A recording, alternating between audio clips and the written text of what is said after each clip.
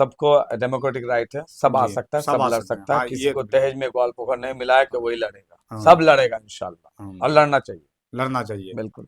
तो आपको लगता है कि यहाँ के लोग अभी पिछले इलेक्शन में आप सेकंड किए थे, लगता है वो वर्चस्व है आपका हम लोगों? आपके सोशल मीडिया के माध्यम से कह रहे हैं, अगर मैंने 5 साल में काम किया है, लोगों को दिल में मैं जगह बना पाया हूँ, और अल्लाह अगर उनके दिल में तौफीक देगा तो इंशाल्लाह कामयाब होऊंगा मैं। अच्छा, ये पैसे आपके पास कहाँ से आते हैं? मैं देखा कई एक वीडियो आपका, हम्म। लोगों को पैसा भी आप देते हैं। ये आरोप है कि इसी पे सबसे बड़ा आरोप है कि ये रब्बानी दे रहा है और ये सरवर बांट रहा है। तौबा अस्तगफुरुल्लाह, हाँ तौबा अस्तगफुरुल्लाह पढ़ रहा हूँ, हाँ तौबा अस्तगफुरुल्लाह 3 बार जी पढ़ूंगा, तौबा अस्तगफुरुल्लाह। जी। ठीक है। हमारे दर्शकों को बताइए आज खुल के आप। आज मैं आपके दर्शकों को बता रहा हूँ कि देने वाला अल्लाह, जी पाने वाला अल्लाह का बंदा, जी और उसके जाने वाला भी, जिसके पास भी जा रहा है वो भी अल्लाह का बंदा। जी तो बीच में जितने भी दलाल लोग बोलते हैं कहाँ से पैसा आते हैं, मैं इन दलालों की औकात जानता हूँ कि इनका काम है पंचायत करके लूटना, जी गरीब बच्चियों की देनमर का दलाली करके खाने वाला, और हमारा देनमर का, हमारी बेटी हमारी बहन का हक का पैसा लूट के खाने वाला, और दूसरा जमीन चोरी करने वाला, वेस्टिंग का जमीन गरीबों से छीन के अपने नाम पे करने वाला, यही दलाल लोग बोलेगा मेरे बारे में। और जो दलाली करके गरीबों का राशन चोरी करने वाले सब, तुम लोग क्या जानोगे मेरे बारे में?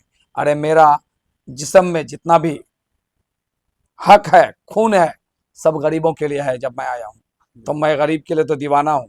अरे दीवाना को कोई क्या तारीफ करेगा? पत्थर ही मारेगा इन दलाल लोग, हर पत्थर ही मार रहा है। अच्छा, एक आखिरी बिल्कुल। सवाल है, फिर मिलेंगे तो पूछेंगे आपसे। जी।